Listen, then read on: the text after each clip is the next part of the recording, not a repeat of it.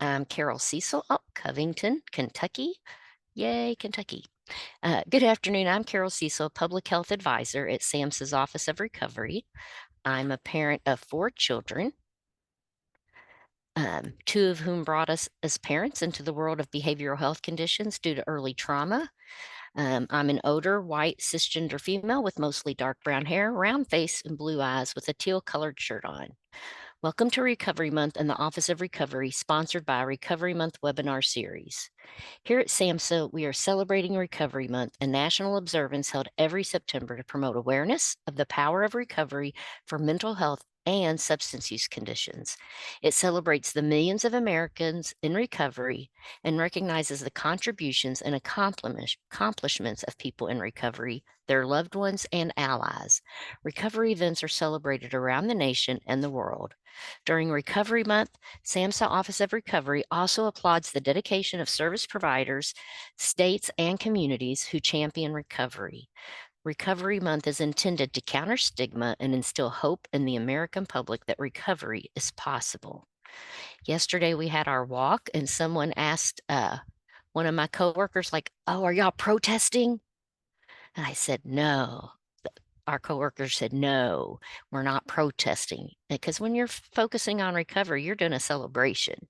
So that's what we had yesterday, not a protest. We had a celebration, and I'll show a picture in a few minutes.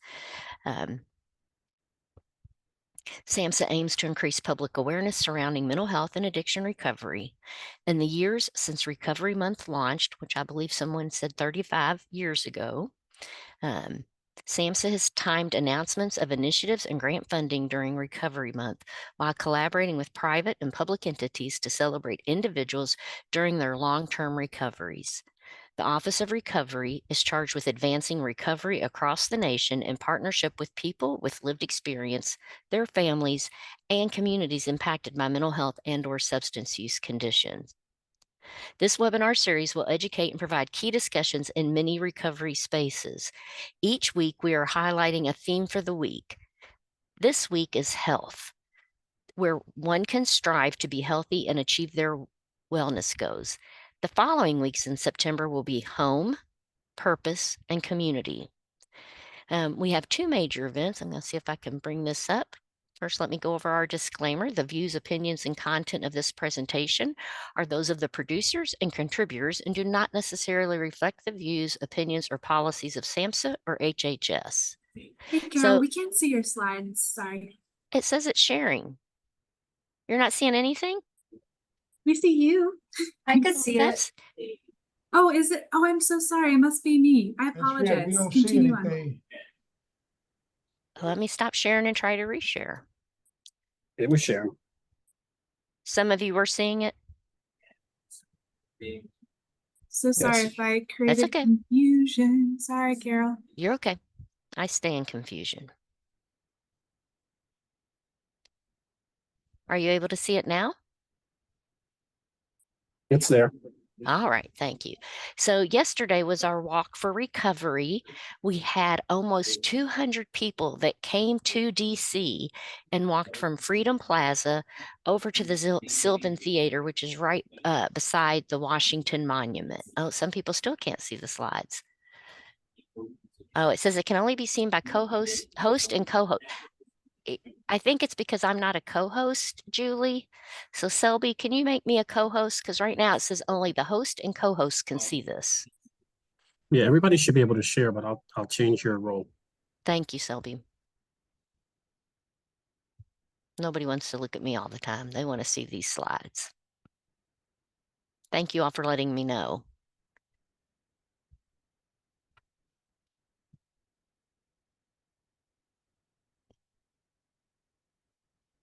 I'm going to stop sharing and reshare to see if that helps again.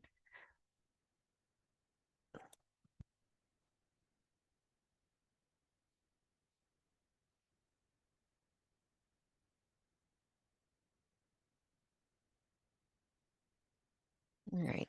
Kathleen, I see your hand up. Good. Are y'all able to see it now? I can see you all now too. It wasn't letting me see you all. I didn't know why. But now I can. Thank you. All right. Awesome.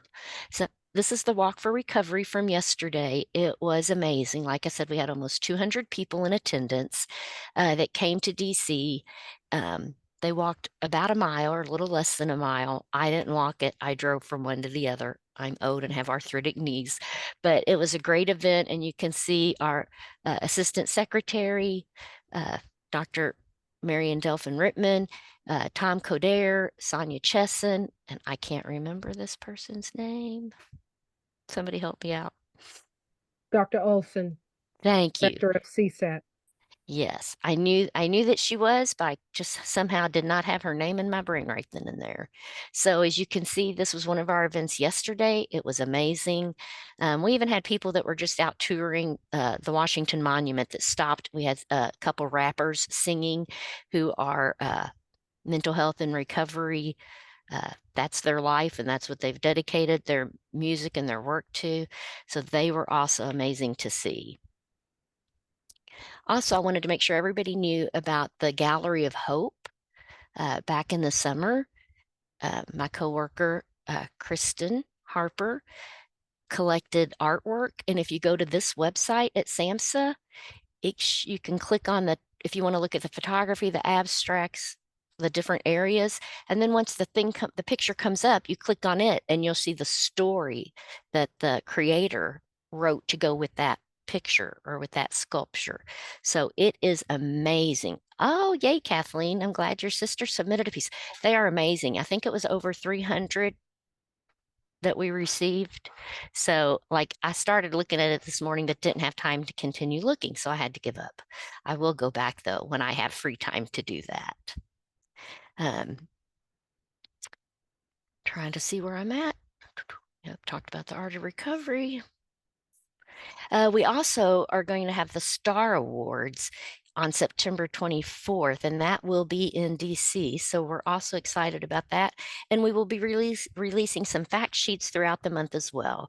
We appreciate your attendance here and throughout the month. And at this time, I'm going to introduce Damie. And Damie, I didn't know if you wanted me to introduce the other panelist or if you wanted to do that. No, I can do that. Thanks. Okay. All right. So I mentioned that this week is on health. And so overcoming or managing one's disease or symptoms, for example, abstaining from use of alcohol, illicit drugs, and non-prescribed medication, if one has an addiction problem, and for everyone in recovery, making informed, healthy choices that support physical and emotional well-being. And we'll hit on these other three in the next weeks coming up. So here were the objectives for today. Sharing and mutual support for health, centering self-determination and owning healing, holistic health and well-being, and expanding resources through sharing lived and living experiences of health, healing, recovery, and discovery. And we really want to thank Damie for putting this together. She put this panel together for us for this week, and we're just so appreciative. And so Damie is a native of rural New York, currently residing in North Carolina. She proudly identifies as an individual and lived and living mental health, resiliency, and recovery. While still fairly new to SAMHSA, she has been engaged in design research, implementation science, and a trainer in evidence-based recovery supports for adults, peers, and youth in North Carolina for several years. Leadership roles include, among other activities, serving as the statewide consumer network, chair of both Mental Health Block Grant Advisory Council and Protection and Advocacy for Individuals with Mental Illness. Prior to coming to SAMHSA, Damie served as an Olmstead evaluator, assisting with North Carolina's DOJ settlement transitions to community living and providing technical assistance and training centered on the core values of peer and youth-directed strategic planning to improve services and support systems serving families, adults, youth, young adults, and to build youth peer networks. Her hobbies are hiking, crocheting, ecstatic dance. I need to learn more about that one, Damie. I've not heard that before. And new wellness tools is caring for indoor plants. I need that one too, Damie. I'm not very good at that. So I'm going to turn it over to Damie now. Thank you, Carol. Thank you so much.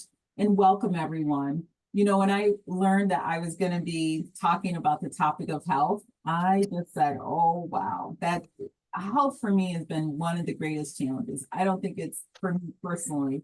I don't think it's an easy one. The first visual that came to my mind was, the idea of talking about how it felt like I was juggling the flaming torches while riding a unicycle. That's how it feels like sometimes with managing health and just getting to a place where you feel like, wow, I can do this. So today, just, we'd love to have and hear from you. This is about perspectives, just like we talk about recovery, and we know there's not one definition that fits everyone. We want to hear from you, especially at the opening here, because as Carol mentioned in the objectives there, this is about sharing and mutual support for health. And health is so critical to recovery. It's one of the 4 dimensions. So I'm going to open it up with you first, and you can use the chat, or you're welcome. I don't know if we can unmute folks, but you're welcome to share by raise of hand if you can find that there on the virtual reaction. You'd like to raise your hand and let me know what comes to your mind when you think of health. What comes to your mind? Do you think about sleep? Getting good night's sleep in this time of the year, especially, is really hard for me with sleep. I have to be careful not to binge watch on Netflix. But what comes to your mind? Anyone want to come off mute? Maybe someone can help me out with just monitoring the chat. I see some things come up around eating healthy foods, sleep and eating healthy. Yes, longevity and nutrition. Do we have a raise of hand?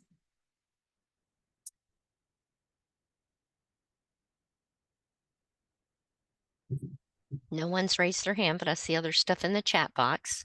Nutritional, healthy eating, feeling comfortable in my own skin. I love that, Anna. Self-care, good sleeping habits. Yes, look at the diversity we have there just in those responses. So what we're going to do for the remainder of this time is we're going to learn and hear from a few panelists that's joining us today. All of them are connected to the statewide peer-led or consumer network grant program that's funded through SAMHSA, and a couple are with the National Technical Assistance Centers that are also led by individuals with lived experience. What we'll all do today, I'm going to include myself because I also am a person, as Carol mentioned in my bio, and with lived and living experiences, but mine is not limited, of course, to recovery, but also around ability, race, and all those intersections that impact my life. And I have to be thinking about health in a way that works for me, especially as a caregiver. So what we're sharing today is a little bit about our story, but we're also going to share what are some practical things that each of us have used that has been helpful to maintain our journey, and also about discovering our journey as well. So I'm going to be sharing about 2 that was very helpful for me. One is the 8 dimensions of wellness, specifically social and spiritually and occupational areas of the dimensions of wellness have been helpful. And then I'm also going to be sharing about the community resiliency model. I'll also mention that one of the key things that's really helped me along my journey on health is support. And I put those in all caps because that is an area that I didn't have very much in my life in general, but I learned through recovery supports and peer support, how to develop those supports. Next slide, please. So here are 2 resources that are very helpful to me that I wanted to share today. And then I'm going to transition over to Anna Gray, where she'll talk about hers. One is the 8 dimensions of wellness. Now, this here, most people, would think about health.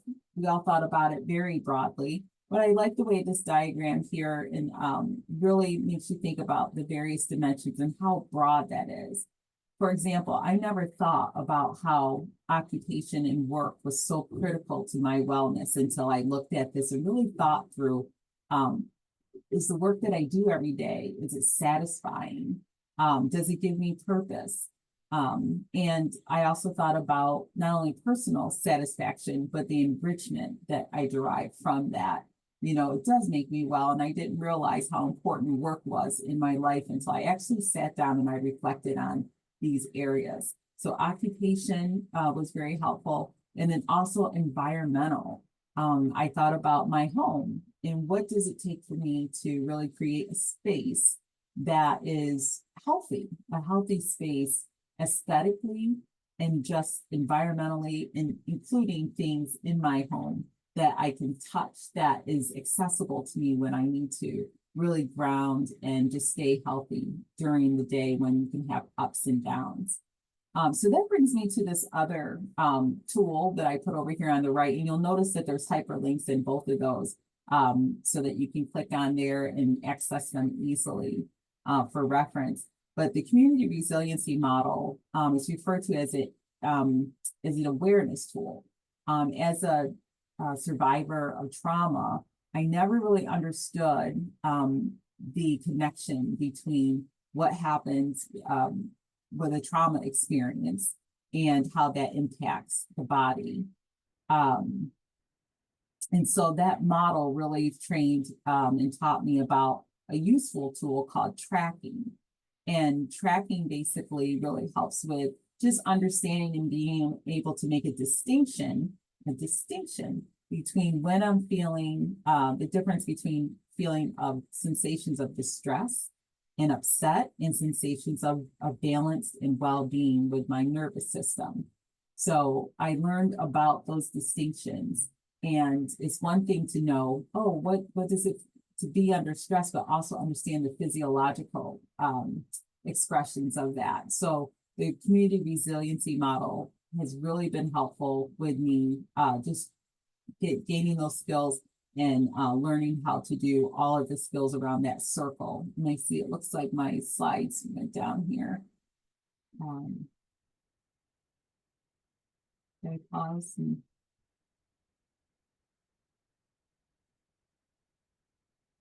Okay, I'll keep going. Will somebody be bringing back up my slides? Okay, okay, thanks. So anyway, so those two skills or those two resources have been very helpful with me maintaining my wellness. So I'll turn now to our three panelists. And first, we'll be hearing from Anna Gray today, and then Anna will transition to Shayn, and they will be sharing. And then if Shayn would then transition to Shira, and each of the panelists will be talking a little bit about their journey, who they are, and a couple of resources, practical resources that they have connected with their health and recovery. Anna? Thank you so much, Damie. I really appreciate it. And it is great to be with all of you. This is such an honor to be able to talk during Recovery Month around wellness and health and well-being, because these are things that I have had to learn the hard way become important as we move forward. So I just, one of the things that you'll notice on the screen, it says Anna H. Gray. I usually, when I write my name, to put the H in, I'm named after both of my grandmothers, and I use the H to honor my maternal grandmother. And sometimes people ask, why do you keep putting that middle initial there? My full name is Anna Harriet Gray. I'm glad my paternal grandmother's name came first. I would prefer not to be called Harriet, but I absolutely loved my maternal grandmother, and she was one of the people when things did not fit in my life and things were happening that I was not being able to make sense of as a child. I didn't get to see her very often, but when I did, I knew I was fully accepted. I knew that I was fully loved, and she usually let me get away with anything I wanted to, and would tell my parents that I was in her house and I could do what I wanted to. So that sense of just that unconditional positive love and care was instrumental in what I believe my resiliency is today. So just to share that, I honor her. Her first name was Ethel, so I'd rather be called Harriet than Ethel, but so that worked. I I grew up in Mexico. I'm bicultural. I was 19 years old when I came to the States. I dealt with stuff growing up just in general, as my parents from time to time would come to the States, and there was always the question of would we return to Mexico, which felt very uprooted. I didn't really realize to what extent that had led to how I traveled through the world. Significant times of not being able to get out of the bed, or not wanting to be on the planet, or just totally not functioning in life. And I had the great opportunity in 2014 to be part of the Harvard program on refugee trauma. And it just, one day I just broke out and was sobbing like I have not ever cried before. And it hit me that a lot of what I went through when I came to the States was similar, are being validated by the experiences of people who were internally and externally displaced from their home. And so that dual culture has played a significant part in my life and how I see the world and how I navigate the world, and at times whether or not I want to be on the planet. And so that's part of my recovery journey. I also had an opportunity to work with people who had been basically classified as well, those that that now get used, high utilizers of services, then were frequent flyers and basically dismissed or marginalized. And I had the opportunity of living with about 30 people every weekend when I was in graduate school. And I was dealing with my own stuff, and they taught me one of the greatest lessons I have ever learned, and what gave me meaning and purpose in my life, which has kept me alive. And that was, I realized how amazing and resilient and just stubborn they were about life, about still caring about people who had stopped caring about them a long time before, realizing the wisdom of what they had been through, and being taught that no matter what our realities look like, they're all valid and they all have meaning. And through learning that from them, I was able to give meaning to my own reality, purpose for my life. And I credit them for keeping me alive and for teaching me what recovery is, even when most of the people around them had given up on them. So long story short, I've been at this for a very long time. I've seen the value of peer support and growing with, from learning from those who've gone through stuff as well. And currently, I lead the prosumer program in Texas. This is a nonprofit, peer-run nonprofit. And in terms of what I use day in and day out, I'm just really, really present right now to continuing to learn from those around us. I'm in McAllen, Texas today. I just finished our prosumer group here, and just being with them in a conversation about how to get out of a funk and where funks come from. I am reminded again of the wisdom and healing that I get when I'm in a group of people who have been there and have dared to not stay there. And, you know, we were talking about some of the things Damien was talking about, and all of what we see in the 8 dimensions of wellness. And one was sleep, getting enough sleep. One is eating healthy, which I saw in the chat, taking care of those physical issues. One of the things that also has proven to be very, very helpful to me, and a form of self-care that I don't think we always think about, and that is pay your bills on time. Not having to have that financial burden hanging over my head. When I am able to pay them on time, it frees me up. And that's an area of self-care that I think sometimes we don't pay much attention to. And so in terms of what has made a difference for me, it has been staying connected to people who dare to stare life in the face and keep moving forward. People who dare to take their lived experience and share it to support others who are going through it. And being surrounded by incredible human beings who life, the world, others give up on, who continue to put one foot in front of the other. And I'm just humbled by the opportunity to walk with others on their recovery journey, because I've learned so much. I could go on forever, but others get to talk to. Just thank you for this opportunity, and know that getting to share with y'all is an absolute blessing. Thank you.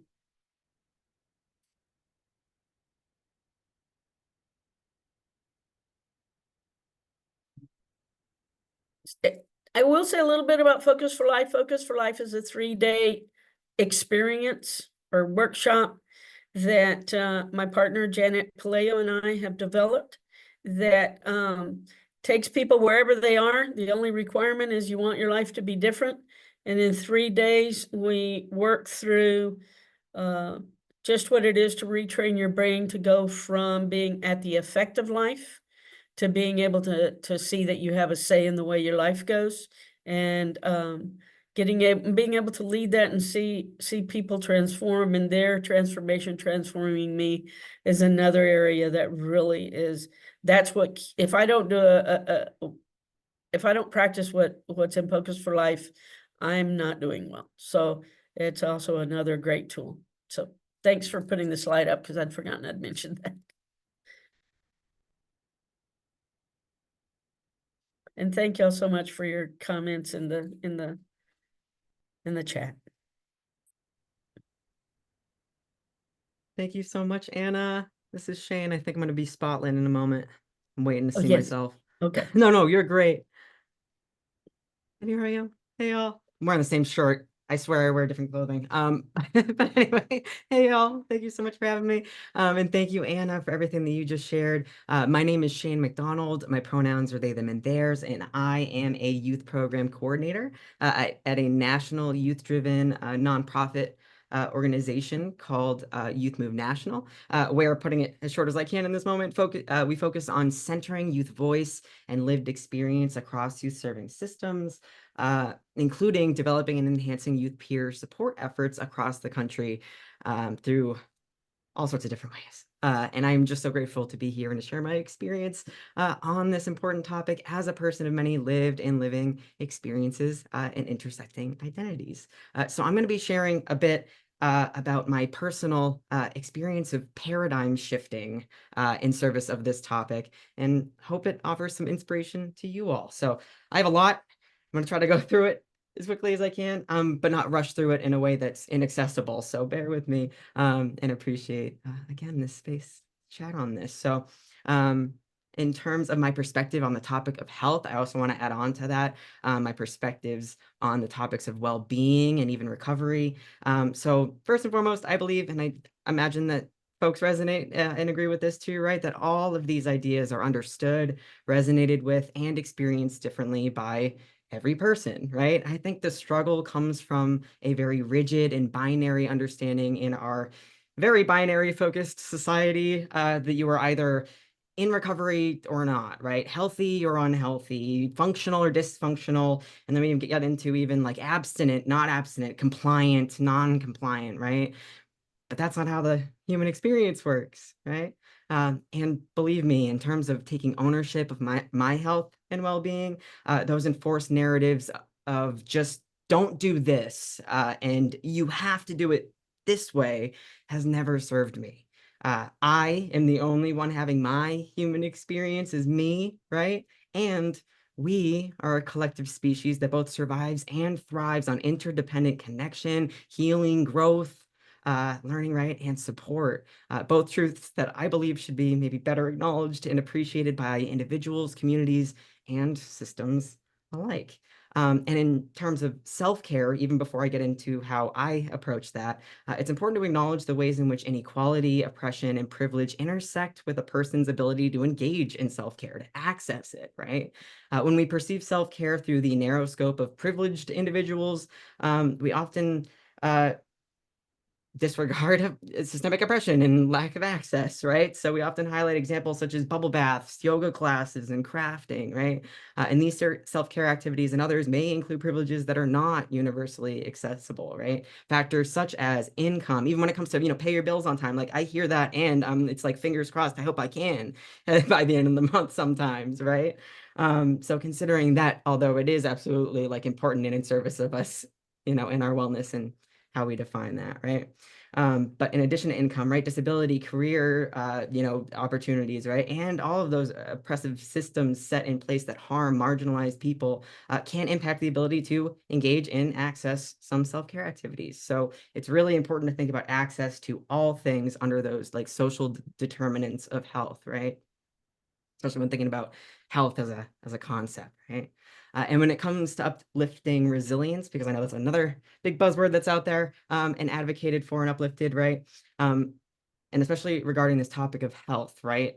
Across history, groups and systems have forced colonialist and other oppressive narratives, practices, and even legislation upon several different groups of people, identities, and lived and living experiences. And when people from these communities are perceived as being particularly strong, passionate, wise, powerful, right? Especially by people and systems that benefit from or even perpetuate these narratives, it's not only incredibly condescending to and disrespectful of those folks, right? But it also neglects to acknowledge the responsibility or onus of those groups and systems laying that foundation, right? To address historic and ongoing harm.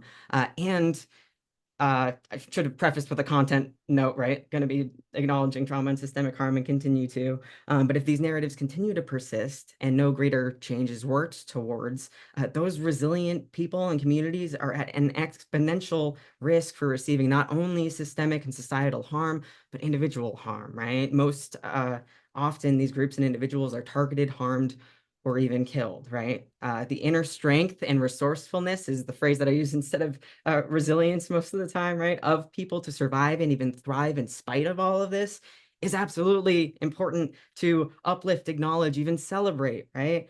And, self-care in service of being able to navigate stress and life challenges just as a thing, even self-care in service of sustaining meaningful social movements is definitely important, right?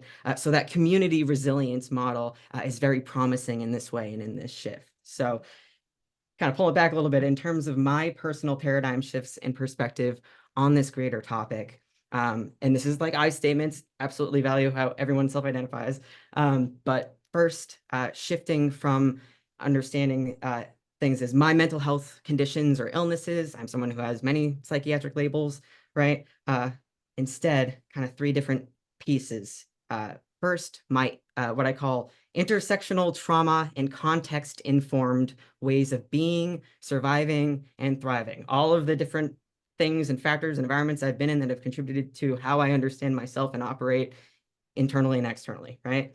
Second is my naturally operating body-mind, right? So my neurodivergence, my queerness, even beyond gender and attraction, right? And then finally, what I resonate with as my experience of madness and being a mad person. Or for me, all of the things that I experience and connect with outside of consensus reality that defy or diverge from societal colonialist expectations and narratives around the idea of sanity, normal, typical, right? As I say it, a spiritual being having a human experience. And second, right, shifting my language from my mental health recovery journey to what I call my ongoing journey to uncover, recover, discover, and ultimately reclaim my stories, my identities, my essence, my authentic self, right? And I know I've been dancing around in kind of like philosophy and the macro, right? But as I'm getting towards the end of my time, right, some practical pathways in service of this journey for me in my own life, right? I approach and advocate for health and wellness through healing-centered harm reduction and liberation practices. So this is a whole other paradigm shift, right? That involves challenging traditional and singular models of understanding these ideas, as well as expanding awareness around the real and valid diversity of human experiences, honoring self-determination, and deconstructing oppressive narratives and systems that contribute to why folks might be existing, coping on this journey, right, in the ways that they are and are often condemned for, or struggling in the ways that they identify with, right? I honor the right of every person to define their own pathways to and definitions of health, happiness, and fulfillment. I don't understand or approach wellness as the absence of certain behaviors or ways of being exclusively, right? But rather as honing in on and developing relationships with my inner and outer world that are in service of my self-determined goals, and in alignment with my inner truths and lived reality, right? And finally, I understand that individual and collective self-care is essential to sustaining social movements. Burnout is real, right? Work-life balance is essential, especially when the personal and the work mesh together in a way, right? So I balance that kind of plugging in and unplugging and connecting with my communities for work, right? Versus support as I need to. And I also use certain tools and practices in service of that, which in service of sharing out some resources from the organization that I represent on this next slide. And in the chat, I believe some folks are going to drop. We have like an online little learning module around radical self-care and activism. So that's that self-care in social movements, which is really cool. We have a two-part create your own self-care kit that's like kind of youth lived experience focused. Also a like greater toolkit around self-care and youth advocacy. So that radical self-care in a youth kind of way, right? And then in addition to that, I'm going to drop these in the chat. They're all like hyperlinks to some like more like radical like self-care plan framings and things. And also I did add like a little bit of an academic piece at the end if folks want to continue to explore that kind of greater paradigm shift of decolonizing our ways of understanding health and wellness and approach to supporting folks with those experiences. So with that, I know that was a whole lot. Again, I just so appreciate being here. Thank you so much. Thank you again, Anna, for coming before me. And Shira, when you are ready, I would love to pass the virtual mic to you. Thanks, y'all. Thank you so much. That both of your, all three of your presentations have been absolutely amazing, and I've been learning so much. So my name is Shira. I am so incredibly honored to be part of this panel of just really inspiring people and voices. So thank you for having me as part of this. I am the grant coordinator for the National Empowerment Center. We're an organization that provides technical assistance and educational resources on mental health, recovery, and trauma-informed care.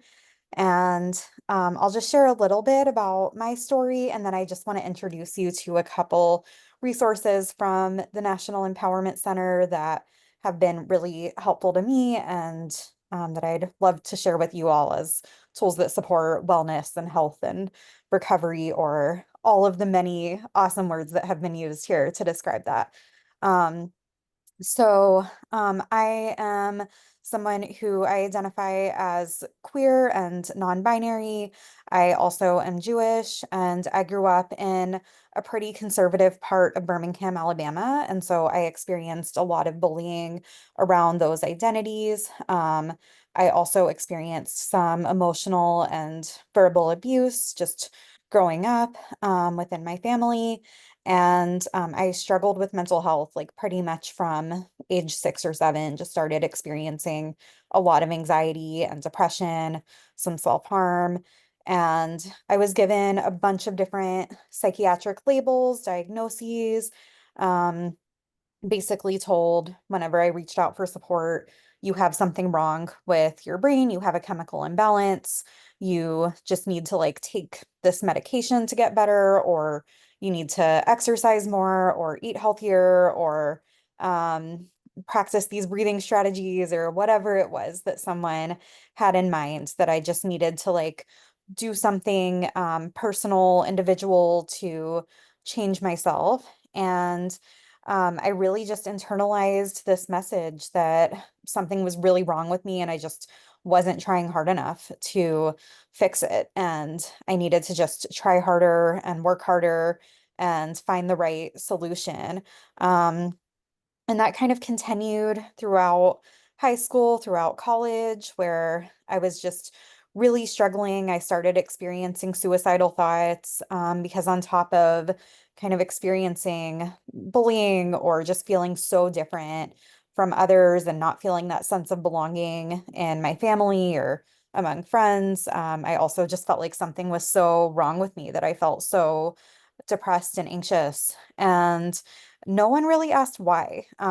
Whenever I would reach out for support, it was always, well, here's what you should do, and here's the thing that's wrong with you, and here's the potential solution. But no one, have you tried this? Have you tried that?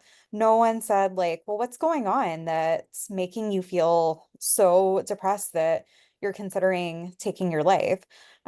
What's going on that's making you want to harm yourself, or that's leading you to struggle with disordered eating, or the various ways that my mental health was impacting me. And finally, I found my way to people and spaces and communities that did kind of have this trauma-informed perspective on mental health, and started telling me, sometimes these reactions you have, if you're feeling really depressed, if you're having suicidal thoughts, that can be a natural reaction to what's going on around you. And is there something going on? Is there something that's happened to you as opposed to what's wrong with you? And I started talking about some of the bullying and some of the abuse that I had experienced. Um, and I really was given this validation and this empathy that I wasn't broken, I wasn't crazy. Although I like to reclaim the word crazy in a positive way now. But I wasn't crazy, I wasn't irrational. There wasn't necessarily some chemical imbalance that I just needed to take medication to fix, although medication can be a very helpful tool in the toolbox. But it wasn't all about just this medical paradigm or something that I wasn't trying hard enough to do. I really was experiencing a reaction that anyone would experience who was going through those types of things, who was dealing with marginalized identities and who didn't feel a sense of belonging. And I just started to find my way to spaces where I really was accepted for who I am and valued, and all my identities were accepted. And then also my mental health experiences were accepted and seen as like part of living in this culture with those identities, rather than something that was wrong with me. And that helps me feel a whole lot better. And I started really being able to thrive when I shifted from thinking about my health, instead of thinking of it as like symptom management or finding the right coping skills, or from this very medical perspective. I started thinking of it as like, how do I surround myself with the right people and circumstances and the right environment to be conducive to my health and help me thrive and feel valued and feel connected to others. Um, and so that's kind of what has led me to be so passionate about this work, is I really think a lot of times what we call mental illness is a natural reaction to the things around us that are harming us. And it's not something that we need to necessarily find a treatment or cure for, as much as find find environments that are conducive to health and to helping us thrive. And yeah, I of course don't want to, say that, any mental illness is always a reaction to that. I don't think my story applies to everyone. And of course, like medication and breathing exercises and eating certain foods and exercising, all of that can be super helpful to our mental health. But also I also want to acknowledge, like Shane said, it takes a lot of privilege to find environments that are conducive to health. But when we can, that's something that can be so transformative, and that everyone has the right to have access to and deserves access to. So if you want to go to the next slide, I can tell you about some of NEC's resources. So the first is emotional CPR, and these are resources that I have found along my journey that are aligned with kind of how I approach my own health and how I've seen others approach their health in ways that are more holistic and not just about that medical model solely. So emotional CPR is an educational program designed to teach people to assist others through an emotional crisis.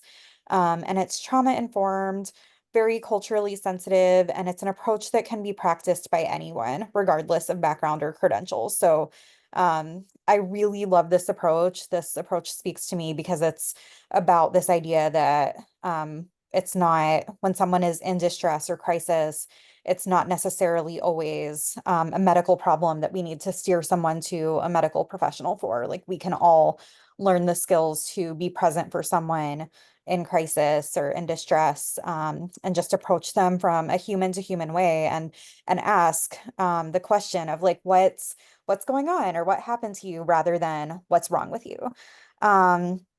And then the second resource that I wanted to introduce is Neurodiversity Gifts. And this is a workshop that we just released. It's new and I'm super excited about it. It's a multi-dimensional encounter workshop designed to give people living with mental health conditions a fresh, colorful perspective of their potential and an expanded view of reality at large. So this is absolutely aligns with also what Shane was saying about paradigm shifts. This training combines insights from Western perspectives and non-Western perspectives, such as traditional cultures, spirituality, and kind of mysticism or mystery. And the goal is to reframe your identity away from self-stigma and toward post-traumatic growth and the potential gifts of your neurodiverse mind. And we use, with neurodiversity, it's really an inclusive definition of that, of course, many of us know neurodiversity is a movement and paradigm started by autistic people and activists, but we really apply it here to the full range of mental health conditions and experiences. And so for me, I really came to see a lot of my mental health symptoms or mental health experiences as a gift that were kind of telling me, hey, like, I'm really sensitive to what's going on in my environment and it's not right. It's not okay what's happening, this abuse I'm experiencing, this bullying, and I deserve better than this. And so it's kind of a gift in some ways to have those experiences. And that is the paradigm shift in this training of neurodiversity gifts. It's not minimizing, the toll that these experiences can take, but also saying what in it can be a gift for us and how can we learn from these experiences and grow from these experiences. So highly recommend these two resources, although I'm biased. But yeah, thank you so much for letting me speak, and thank you so much for these awesome comments in the chat. Thank you. Thank you to everyone, and thank you for all of the perspectives we heard today. I appreciate it. I wrote down some of the things just to highlight, but as I'm reading through here and kind of summarizing some of the experiences that were shared today, I love to hear from anyone that we had comments earlier, but if you would like to share any of your thoughts in the chat or think about if you'd like to come off mute, you're welcome to do that. I'll be inviting you to do so in probably just a minute or so, but maybe be thinking about, well, what stood out to you? If there's something you'd like to share about your about health and recovery, and or even just a resource that you heard today that you might look into after this session, we'd love to hear from you. Anna, thank you so much for sharing your amazing journey. I love the way you had talked about people who dare to take lived experience and share it as a resource for you, and to put one foot in front of the other.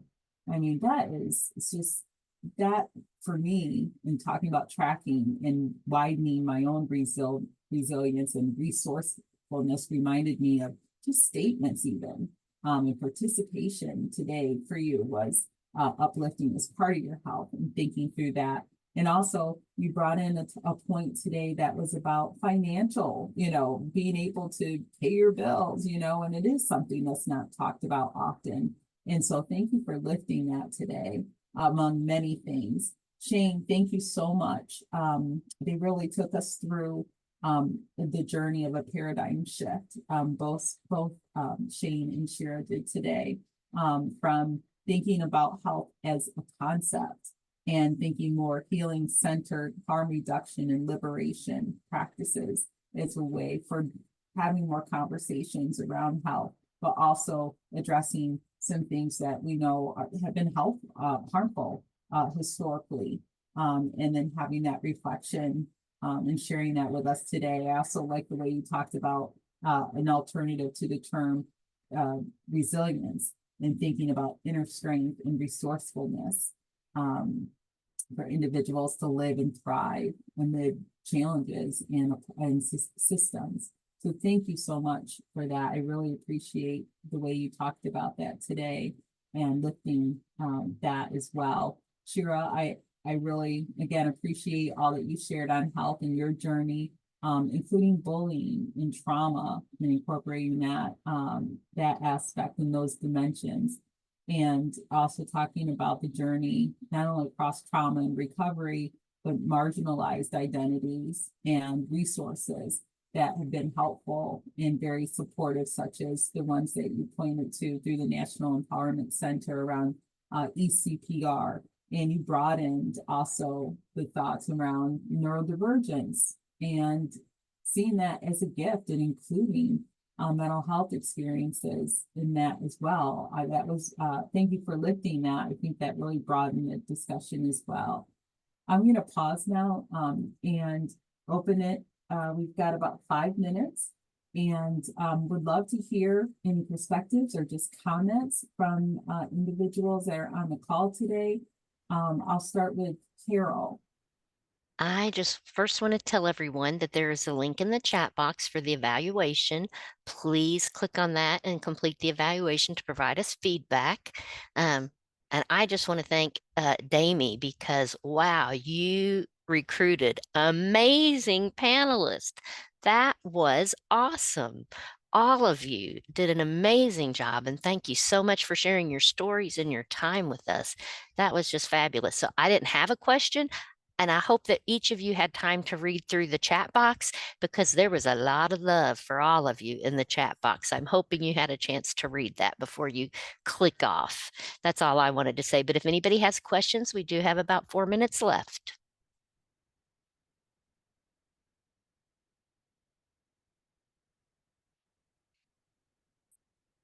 Carol, I appreciate you mentioning about the survey. Is that link in the chat right now? It actually speaks to an opportunity for folks to share there if they'd like. And if you haven't seen the schedule for the webinars for the rest of the month, if you go to SAMHSA Recovery Month, you should be able to find a page where it describes the different workshops, what days, how to register, all of that stuff. This is our third one this week, and like I mentioned earlier, they have all been fantastic, and this one met the bar just as equally as all the rest. It was amazing. Oh, thank you, Michael. So Michael put the link for that in the chat box, and so did Julie. So if you want to see what those other webinars are, feel free to go and look at that there. Anything else before we close out? Any questions? You got 3 minutes. Go.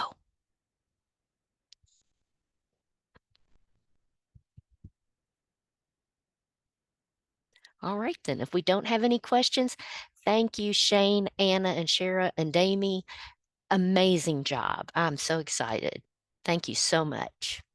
Everybody have a good weekend and have a great afternoon.